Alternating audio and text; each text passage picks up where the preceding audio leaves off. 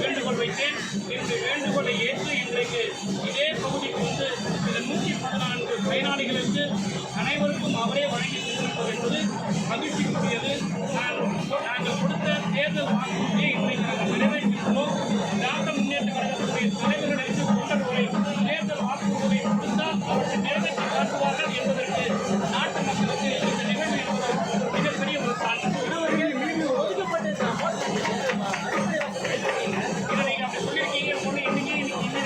போக முடியாது. இதுக்கப்புறம் கம்பீரர் போடுற ப்ரொசீஜர்ஸ் இருக்கு, அலாட்மெண்ட் இருக்கு, பிசிக்கலி சேலஞ்ச் ஏஜென்சி இதெல்லாம் அலாட் பண்ணி அதுக்கப்புறம் இந்த குழுக்கள் முறை செய்யப்பட இருக்கு.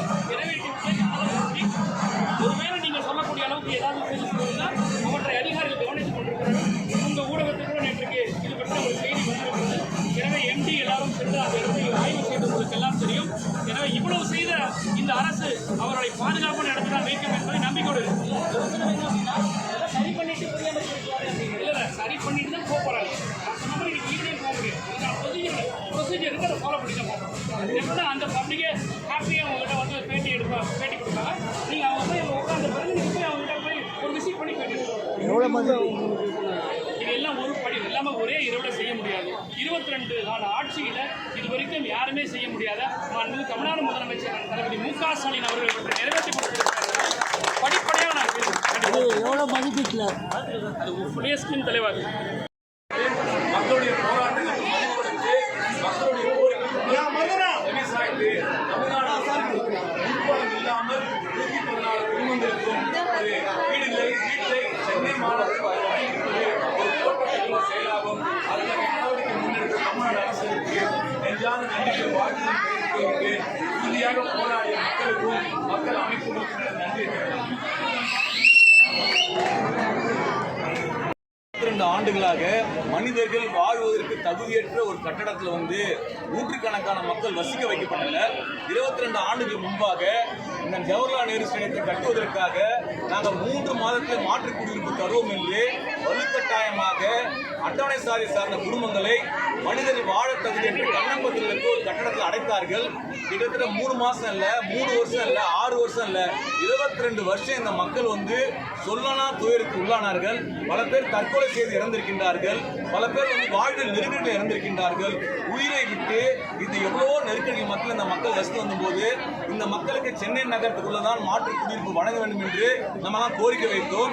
கடந்த மழை வெள்ளத்தின் போது இந்த பகுதியை பார்வையிட்ட தமிழ்நாடு முதலமைச்சர் அவர்கள் சென்னை நகரத்துக்குள்ள வீடுகளை ஒதுக்கீடு செய்வதற்கு நடவடிக்கை எடுப்பதாக உறுதியளித்தார். தமிழ்நாடு முதலமைச்சர் வாக்குறுதி அளித்தபடி சென்னை நகரத்துக்குள்ளே மூலக்கோத்தலம் ராமதாஸ் நகர்ல மாற்று குடியிருப்பு வழங்கப்பட்டது. அந்த மகிழ்ச்சியை கொண்டாடலாம் நினைக்கும் போது பாத்தீங்கன்னா கார்பரேஷன் என்ன சொல்லிட்டாங்கன்னா புது வீட்டுக்குள்ள போனோம்னா ஒவ்வொருத்தரும் 4 லட்சம் ரூபாய் பணம் கட்டணும்னு சொல்லிட்டு ஒரு புதிய விதியை சொன்னாங்க. 4 லட்சம் ரூபாய் பணம் கட்ட முடியலன்னா தனியார் வங்கியில வட்டிக்கு பணம் வாங்கி தரனாங்க. அதை ஏற்றுக்கொள்ள முடியாதுன்னு சொல்லி இதே இடத்துல மறியல் போராட்டம் நடத்தணும், கைதானோம், பல்வேறு அடக்குமுறையில் எதிர்கொண்டும் அரசாங்கத்தின் கவனத்திற்கு கொண்டு சென்றோம்.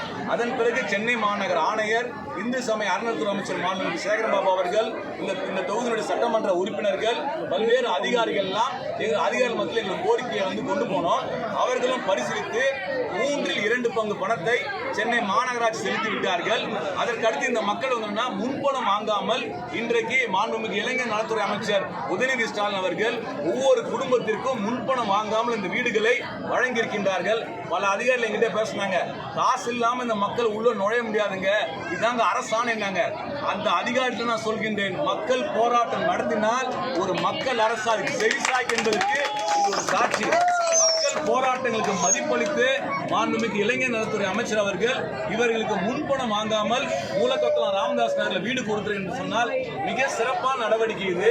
உண்மையிலே உதயநிதி ஸ்டாலின் அவர்கள் கலைஞர் அவர்கள் எந்த திட்டத்தை 70 கொண்டு வந்தாரோ அந்த திட்டத்தின் அடிப்படையில் இந்த வீடு ஒடுக்கப்பட்டிருக்கின்றது. இதுதான் தமிழ்நாடு முழுக்க பரவலாக்கப்பட வேண்டிய ஒரு திட்டம். உண்மையிலே கலைஞர் இருந்தால் இன்னைக்கு சந்தோஷப்பட்டிருப்பார்.